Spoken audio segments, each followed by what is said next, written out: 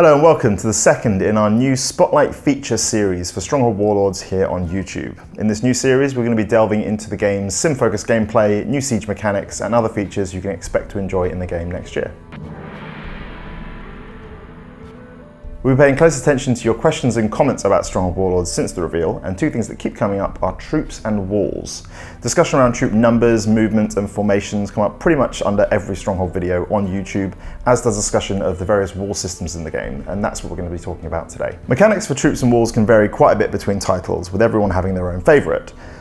Legends, excuse me, and with long requested troop and wall changes being a priority for Warlords, we thought we'd use this video to delve into how we're going to revamp things as we head east. Something that has irked many a Stronghold fan across both 2D and 3D titles is a tendency for troops to overlap as they pass across narrow passages or through choke points. From Strong Crusader through to Legends, troops have moved through rather than around each other in our attempt to balance realism with optimization. In Stronghold Warlords, we're finally able to address this unit overlap pet peeve in a few different ways.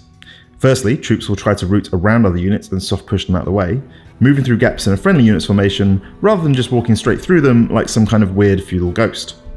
This is a small change, but one that adds a healthy dose of realism and believability to our gameplay, and we're big on making these small tweaks to the Stronghold formula in the name of polish.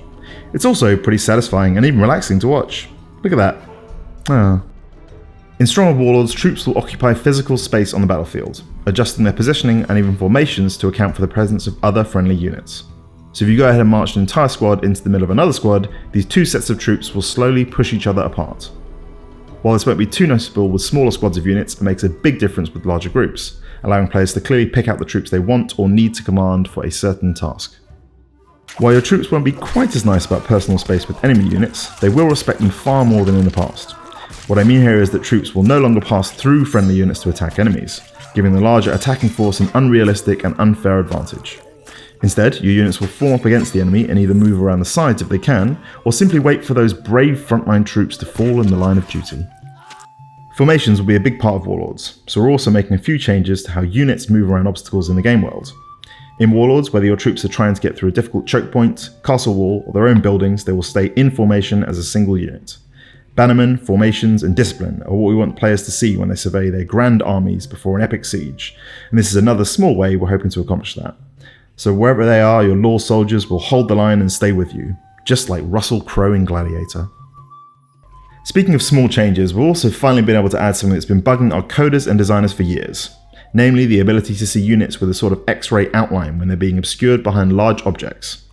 From towers and keeps to gatehouses and temples, Stronghold games tend to have large buildings to drive home the sim element and make you feel like the lord of an actual castle. So we hope this small change makes a big difference next time you're mid-siege and have absolutely no idea where your archers went. Stronghold games tend to have more complicated pathfinding than your average RTS. So in a regular RTS game, walls are more like barriers designed to keep certain units out and sort of hold off attacks and that kind of thing. In Stronghold, units can go up walls, along walls, they can duel on the top of walls, they can fall to their death from walls, they can get knocked off walls by catapult fire, they can go up and under gatehouses, you get the idea. A Stronghold game without a decent wall system isn't really Stronghold, so expect all that castle building goodness to return. But we're also drawing on our vast history of wall building in our games to deliver you a best of. The grid system is back again for Warlords, allowing you to get the precision and accuracy you expect from a 2D title in our 3D engine. Just like in the original Stronghold and Crusader, each wall piece takes up a single square on the grid, so you know exactly where you're placing them. Not only does this make construction easy, it also prevents unfair mistakes being made. After all, nothing's worse than spending all your stone on the world's greatest castle wall, only to notice you've let in an entire siege army because you missed the spot. Walls need to be easy to understand and quick to build, which is why we're keeping construction of walls and buildings to a set grid as the best possible way for players to interact with the world. On that note, we've also made wall health much more straightforward than before. In past 3D Stronghold games, each time you placed a piece of wall, it would create smaller half tiles around it. This not only meant that the wall cost about 7 stone, but it also shared its toughness across more than a single tile. In Stronghold Warlords, one piece of wall simply costs 1 stone, but it no longer creates smaller half tiles when placed. What this means is that walls are not only simpler to understand in terms of resources, but also tougher because you can fit in more toughness on a single tile. And if that doesn't make any sense, you'll just have to come to a gaming event this year or in 2020 to play it, because honestly, that's the only way I can explain this whole thing without getting into weird maths. Strong walls are returning! Isn't that great? Strong and stable, the strong and stable, strong and stable. As I discussed in the 7 classic features video, unit knockback is a feature we're working on and continuing to refine in Stronghold Warlords. It's not a great feeling when your archers are decimated by trebuchet and catapult fire, so we've balanced this by adding a knockback effect for units instead. While we're currently pre-alpha and there's still plenty of work to do, the idea is that knocking units off walls rather than killing them looks cool, feels fair, and is more interesting in terms of gameplay. For the defender, they can recover some or all of their troops and get them back on the walls, while the attacker is still incentivized to get that catapult fire in early and perhaps give their ladderman and siege tower a chance to approach walls unscathed. In Crusader 2, walls would staircase up terrain, which worked for gameplay, but often didn't look great on a particularly uneven map.